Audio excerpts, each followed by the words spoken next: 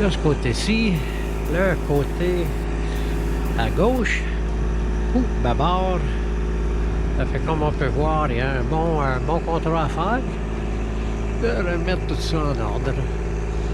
Le projet, c'est Bahamas, direction Bahamas.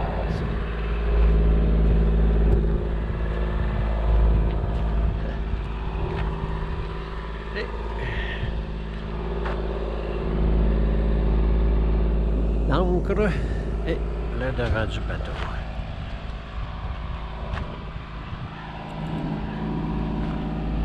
Fait qu'on a beaucoup de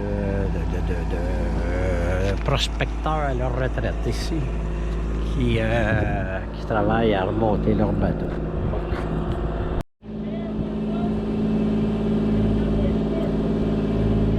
Je sais pas s'ils filment, là.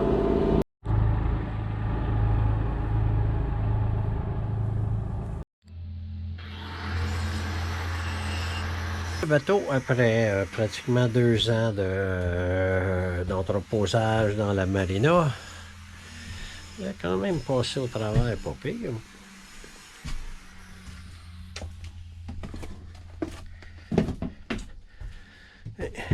Le lit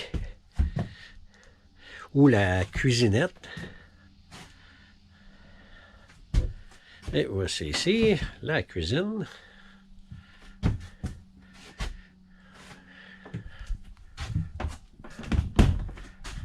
La toilette qui a vraiment besoin d'un mot. Où j'ai mis toutes les toiles. Les toiles sont toutes refaites. On a des belles toiles, là. Ça, j'espère, c'est encore en ordre. Et ça, c'est les guêpes.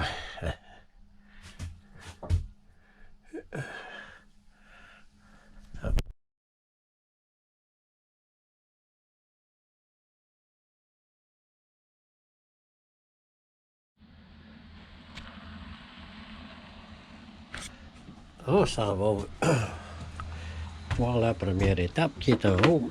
Voir comment ça se passe.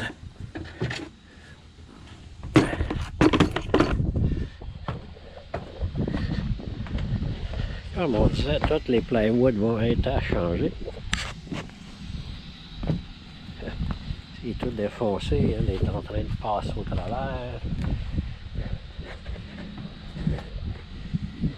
Après, on a lui.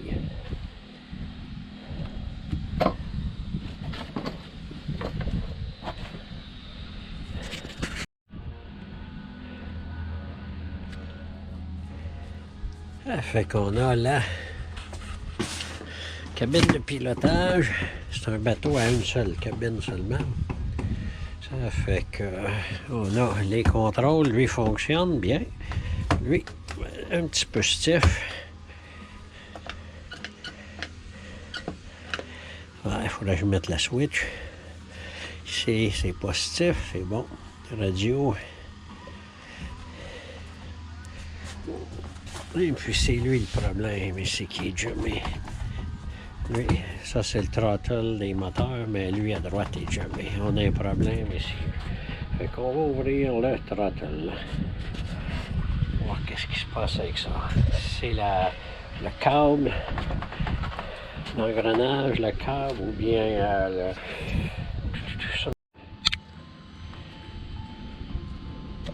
Fait que ici on voit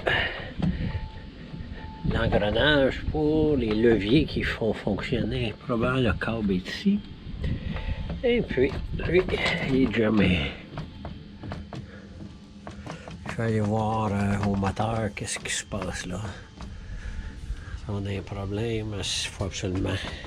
Espérons que c'est pas la injection, la pompe du moteur diesel qui est jamais. Là, ça va être un master problème à suivre.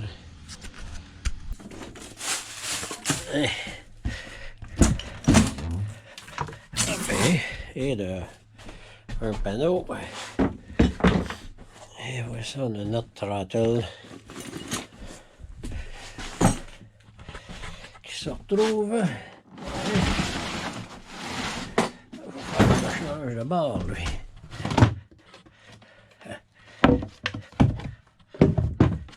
Avec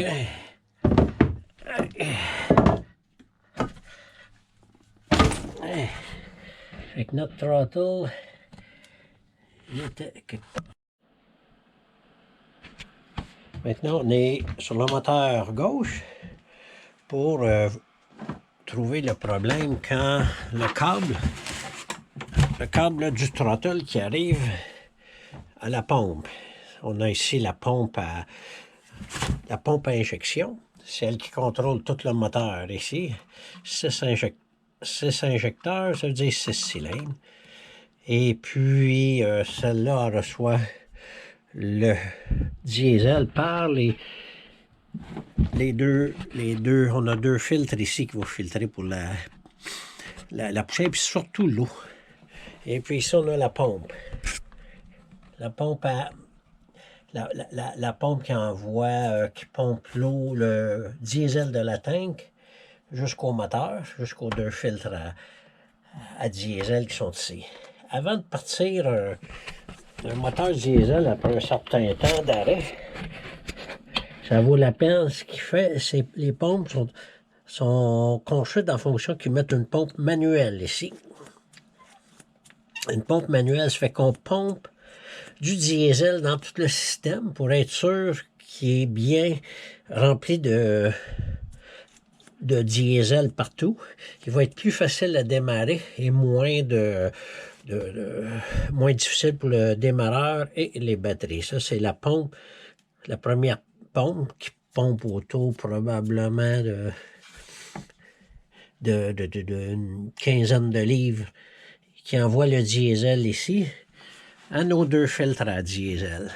Avant de partir des moteurs, c'est bon drainer ces filtres-là pour être certain qu'il n'y a pas d'eau dedans. C'est le plus gros des problèmes de tous ces des diesels, c'est l'eau. S'il y a de l'eau qui s'en va dans la pompe, la pompe du moteur, la pompe qui fournit les injecteurs, ça pompe au-dessus de 1000 livres de pression. Ça fait que s'il y a une goutte d'eau, il y a de l'eau qui rentre là-dedans, ça va détruire la pompe, qui va coûter très très cher, une pompe comme ça.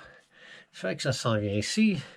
Et puis avant de partir, c'est bon, on rouvre, mettons qu'on change les 2 filtres, son nœud, on rouvre les ventes en haut, et puis on pompe ici, jusqu'à ce que le diesel sorte ici, ce qui permet d'avoir rempli les 2 filtres ici. Le moteur va tourner moins longtemps pour démarrer.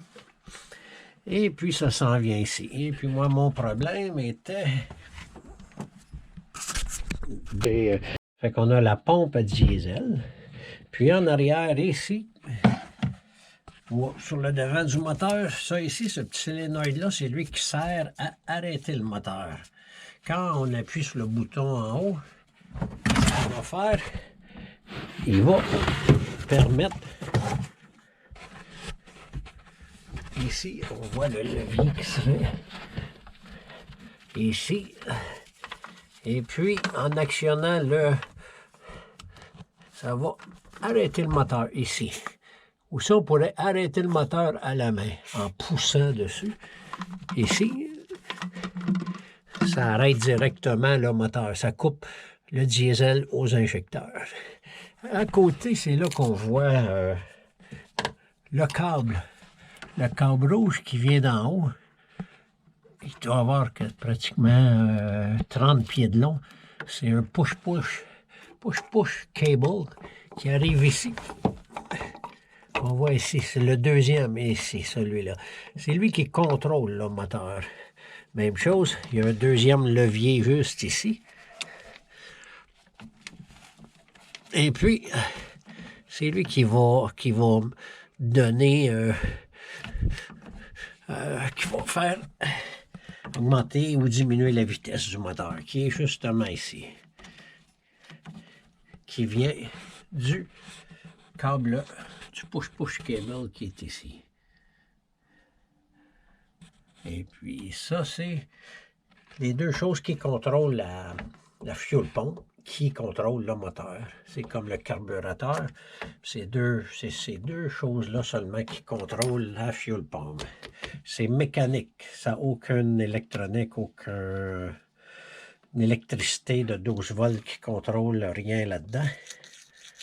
Ça fait que ce sont les fuel pumps de Ford Lehman. Ça, c'est un 275 horsepower.